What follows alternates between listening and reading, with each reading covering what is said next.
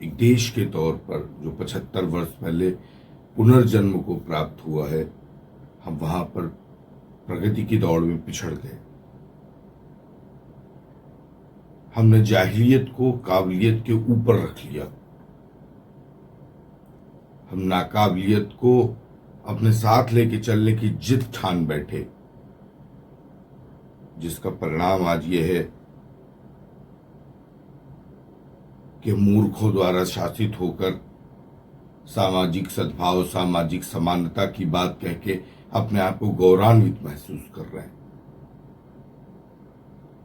ये सच है कि हम महिलाओं को वो स्थान नहीं दे सके जो 75 वर्षों में उन्हें मिल जाना चाहिए था। नैसर्गिक तौर पर, प्राकृतिक तौर पर ईश्वर ने अगर आरक्षण की बात कही होती तो 50% महिला और 50% पुरुष की बात कहते।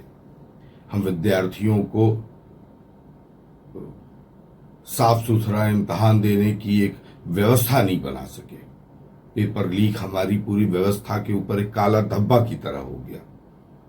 हम जिन लोगों को नौकरियों के लिए चुन रहे हैं, हम राष्ट्र को, ये देश को, इस समाज को ये बताने में विफल हुए, ये विश्वास दिलाने में विफल हुए कि हम जिन्हें आपकी सेवा में लगा रहे हैं वो लोग ईमानदार हैं, वो भ्रष्ट हैं। हम एक राष्ट्र के तौर पे एक सार्वभौमिक अर्थशास्त्र बनाने में विफल हो चुके, रुक गए। गरीब और गरीब हो गया, अमीर और अमीर हो गया। हम न्याय व्यवस्था में लोगों को न्याय देने के लिए एक सफल कार्यक्रम नहीं बना पाए। कचहरी दुकानों की तरह काम करने लग गई, न्यायालय दुकानों की तरह काम करने लग गए, न्याय बिकाऊ हो गया, देर से हो गया।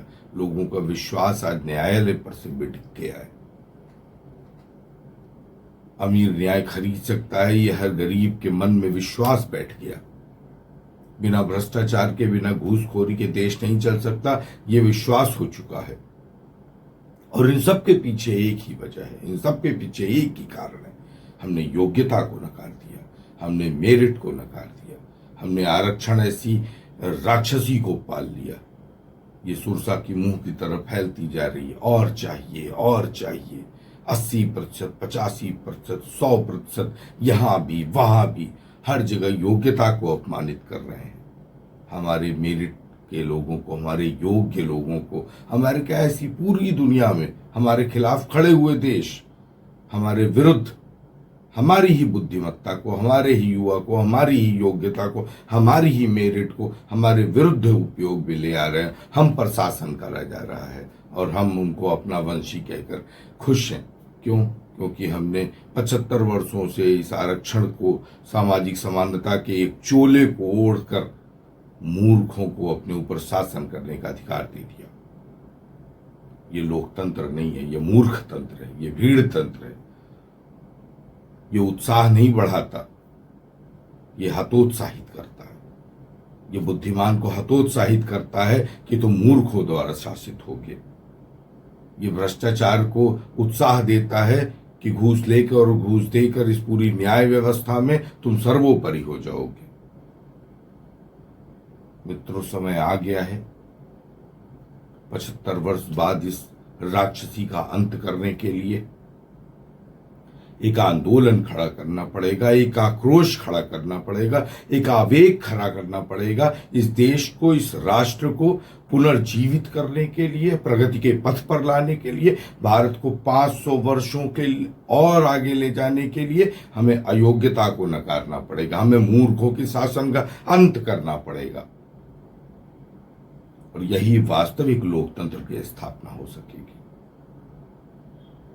आज अगर हम आगे आकर इस बात को अपने हाथों में लेकर, इस कमान को अपने हाथों में लेकर ये नहीं कर पाए तो आने वाला समय, आने वाली पीढ़ियां हमें धिक्कारेंगी कि अंग्रेजों की गुलामी छोड़ने के बाद तुमने मूर्खों की गुलामी की।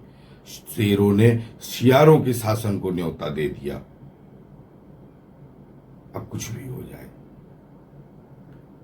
कोई कीमत इसकी चुकानी पड़े, सर कटाना हो तो कटा देंगे, लेकिन अब रुका नहीं जाएगा, अब झुका नहीं जाएगा।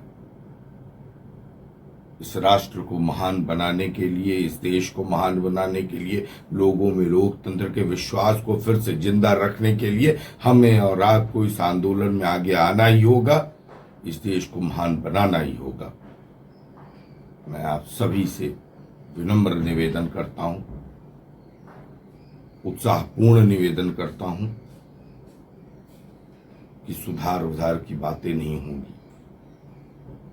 परिवर्तन, संपूर्ण परिवर्तन होगा, राजनीतिक भी, आर्थिक भी, सामाजिक भी। इस संपूर्ण परिवर्तन की क्रांति में आरक्षण को और SC/ST एक्ट को, UGC रोल बैक को समाप्त करने के लिए हमें आप सबका साथ चाहिए, सहयोग चाहिए, और ये सहयोग, ये साथ 1000 वर्षों तक भारत को महान बनाएगा। धन्यवाद। मैं